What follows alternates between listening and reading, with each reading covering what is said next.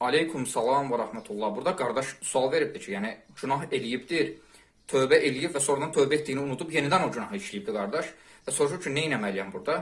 Bax gözəl qardaş, bizim Rəbbimiz Allah Azza və Cəllə tövbələri qəbul edəndir, bağışlayandır, əfv edəndir. Allahın adlarından biri də nədir? Təvvabdır. Yəni tövbələri qəbul edən.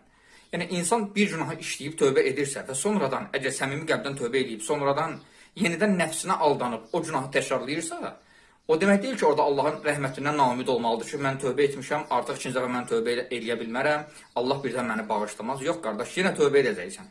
10 dəfə də o günaha düşsən, 50 dəfə də o günaha düşsən, 100 dəfə də o günaha düşsən, nə qədər ki sənə ölüm gəlib çatmayıbdır, tövbən keçərlidir. Yəni ölüm sənə gəlib çatmayıbdır, yenə də tövbə edə bilərsən, Allaha dönə bilərsən. Eybi yox, günah etmisən, nəfsivə aldanıb yenidən o günaha düşmüsən, tövbəni pozmusansa, əlbəttə ki, yenidən də tövbə elə. Yenə də o günaha tövbə elə,